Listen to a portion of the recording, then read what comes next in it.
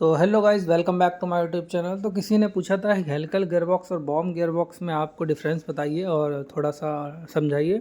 तो helical gearbox अधिकतर आपने देखा होगा और बॉम गियरबॉक्स भी आपने देखा होगा। तो गियरबॉक्स कई टाइप से होते हैं।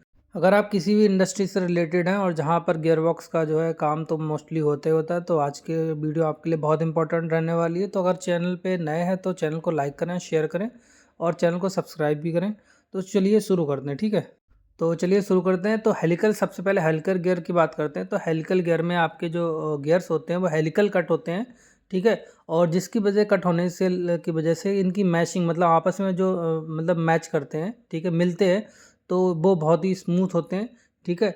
और ये जो है हाई स्पीड के लिए जो है आपके बहुत ज़्यादा जो है कारगर रहते हैं, मतलब। और इनका टॉर्क भी जो है अच्छा होता है और इनकी इफ़िशियंसी जो होती है वो बहुत ज़्यादा होती है, ठीक है, इन कंपेयर ऑफ आपकी वॉर्म गियर, ठीक है। ये तो वर्किंग प्रिंसिपल हो गया हेलिकल का। अब मैं वॉर्म गियर की बात करता हूँ।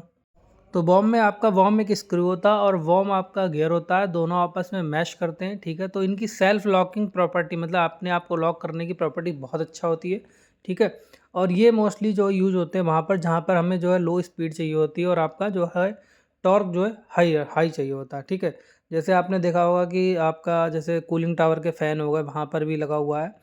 और आपका जो क्रिस्टलाइजर्स होगा, जी जी, आपके बॉयलिंग हाउस में क्रिस्टलाइजर्स होते हैं, उनमें भी आपका यही आपका लगा हुआ होता है। इसे आप पॉम गियर या फिर रेडिकन कहते हैं। तो ये वर्किंग प्रिंसिपल हो गया, ठीक है। दूसरा डिफरेंस आपको मैं बताता हूँ। तो इफ़िशियंसी की बात करते हैं। तो हेलिकल में आपकी जो इफ़िशियंसी मिलती है 94 से लेकर 95 8% तक आपकी इफ़िशियंसी मिलती है। और इसमें हीट जनरेशन आपका मतलब कम होता है, मतलब ये ज़्यादा गर्म नहीं होते हैं, ठीक है। जबकि वॉर्म की बात करता हूँ, तो वॉर्म गियर की जो है इसे रेडिकन बोलते हैं और रेडिकन की जो है आपकी इफ़िशियंसी रहती है वो रहती है आपकी 60 से 85% तक रहती है।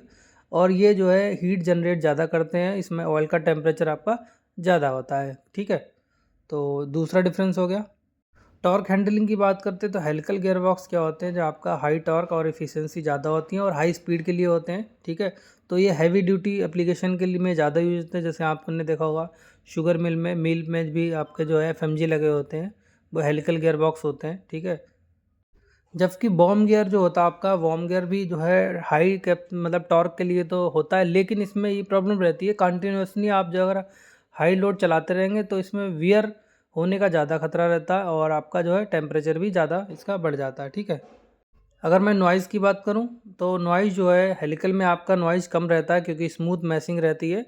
और जबकि वॉर्म की बात करूं तो वॉर्म में आपका जो है नॉइज़ ज़्यादा रहता है क्योंकि जब वियर हो जाता है हाई टॉर्क की वजह से, ठीक है। अगर मैं मेंटेनेंस की बात करूं तो मेंटेनेंस जो है आपका आपका जो है एफएमजी गियर बॉक्स में कम रहता है और जबकि वार्म गियर में ज़्यादा रहता है क्योंकि इसमें जो हाई टॉर्क रहता है और आपको ऑयल जो है कंटिन्यूसली आपको रेगुलर चेक करना रहता है, ठीक है।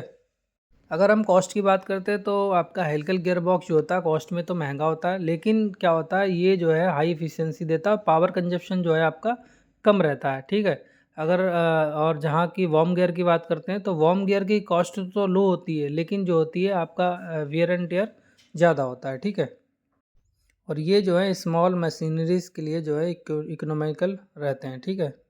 अब यूजेज की बात करते हैं तो आपके जो हेलिकल गियरबॉक्स कहाँ कहाँ यूज होते हैं, तो आपका मील में जो है मिल ड्राइव्स में आपके जो है गियरबॉक्स यूज होते हैं एफएमजी, ठीक है। आपके आईआरसी में भी आपके जो है एफएमजी यूज होते हैं, ठीक है। और आपका चॉपर में भी एफएमजी यूज होता है, ठीक है। आपके सीमेंट फैक्ट्री में भी एफएमजी, कई जगह आपके एफएमजी यूज होते हैं। और जहाँ आपका वार्म की बात करते हैं वो लो स्पीड के लिए रहते हैं, तो आपके कूलिंग टावर हो गए, आपके जो है छोटे छोटे कन्वेयर्स हो गए, और जहाँ पर आपको लो स्पीड चाहिए हो वहाँ पर हो गए, और आपके जो है क्रिस्टलाइजर्स में आपके वार्म गियर यूज होते हैं, ठीक है। तो अब मैं आपको क्विक कंपैरिजन दिखाता हूँ। तो इफ़िशियंसी देखते हैं। पहले तो हेलिकल की ज़्यादा होती है, रेडिकन की कम होती है, मतलब मीडियम होती है। और दूसरा नॉइज़ लेवल देखते हैं तो हेलिकल का लो रहता है और वार्म का मीडियम रहता है। और हीट देखते हैं, हीट तो है हेलिकल में कम पैदा होती है और वार्म में आपकी ज़्यादा पैदा होती है, ठीक है।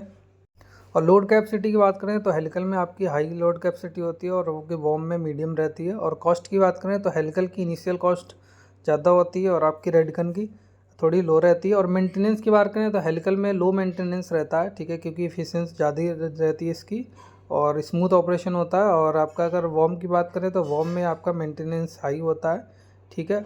अगर लाइफ की बात करते हैं तो हेलिकल की लाइफ जो होता है लॉन्ग रहती है, ठीक है, और कॉस्ट इफिशियंस रहती है। और आपकी अगर मैं वॉर्म की बात करूँ तो वॉर्म की आपकी लाइफ जो है वो शॉर्टर रहती है, ठीक है। और सेल्फ लॉकिंग प्रॉपर्टीज़ की बात करें तो जो हेलिकल में आपकी नहीं होती है, और जबकि आपके बॉम गियर में आपकी सेल्फ लॉकिंग प्रॉपर्टी होती है, ठीक है। तो फाइनल कंक्लूजन की बात करता हूँ मैं जहाँ पर, तो फाइनल परिणाम ये है कि आपका जो अगर हैवी इंडस्ट्रियल लोड के लिए चाहिए तो आपका हेलिकल बेटर रहता है, और आपको अगर लो स्पीड और लो कॉस्ट प्रीफर करना है तो आपके लिए जो रहने वाला वो आपका रेडिकन मतलब वॉर्म गियर आपका अच्छा रहता है, ठीक है।